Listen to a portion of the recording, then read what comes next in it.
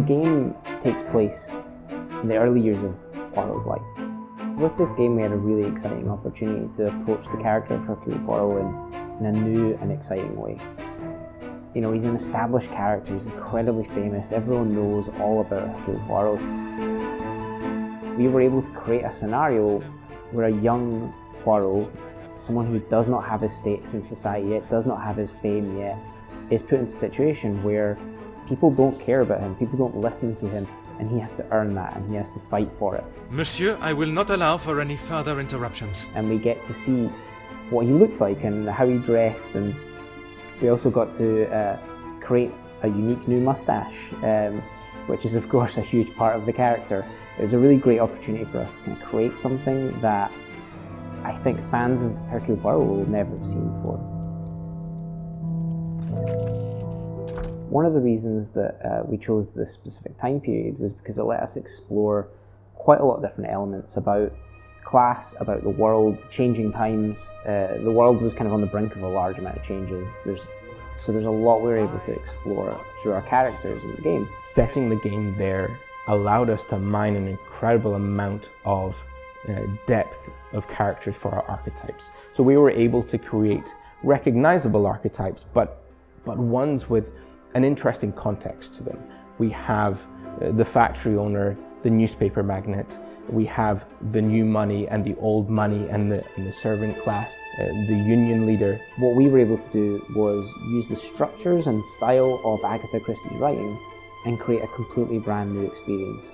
So players will go into this as if they're reading a brand new novel they've never read before. You don't know the ending, you don't know the twists and turns. If you ask me, I don't believe anyone did. We took a great deal of inspiration from Agatha Christie's works. We wanted to write a classic whodunit story, and she was a master of that. We've taken inspiration from all of her writing to create something completely new that feels like an authentic Christie story. I ask that you all remain calm and in your seats. I shall begin my investigation immediately. We worked really hard to pull together something that is original while also feeling like a traditional Agatha Christie story. We were able to take those elements and make something completely new, bring in modern sensibilities and themes and mix it into this to create something that is completely unexpected, completely original, and present it in this fantastic way with full voice cast, a really, really good voice cast, something we're really proud of. Ah, Detective Poirot, we have been expecting you. At Blazing Griffin, we're not just a games company, we're also a film and TV company. We are storytellers who take advantage of the medium which we're working in. Games gives us a really interesting opportunity to engage players in a way that no other medium can. But there's also something interesting to bring across from those media forms, to look at the narrative structures and flow that they present, but twisting that into one that is player-centric, player-directed. So during the development of our game, we consulted with our TV writers and our film writers to create a compelling mystery with twists and turns, but we integrated that with our narrative designers to make sure that these twists were player-led and player-discovered. In terms of gameplay structure, we wanted the game to feel like a Christie novel. We wanted it to feel like a classic Poirot novel. So it's told over a series of chapters and acts. The story is the gameplay is the story.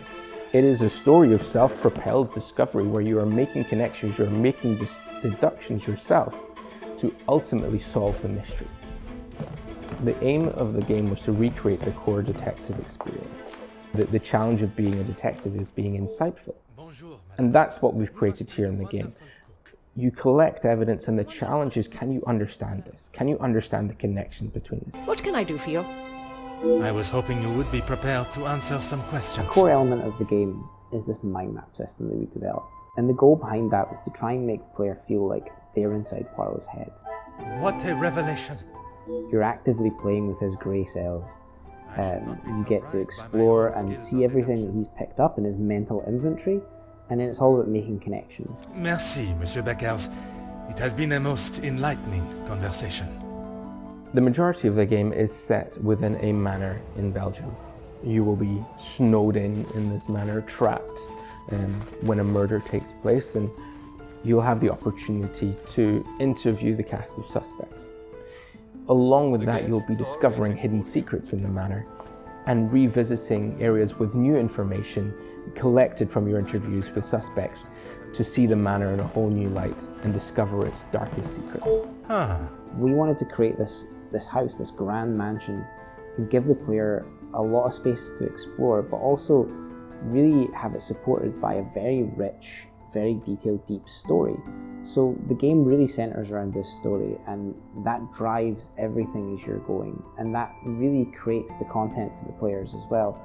All of the characters are things that you have to unlock. You have to get to the bottom of their stories and find their connections, and there's so much depth in all of those aspects of the game. Perhaps you would like to tell us who killed him now?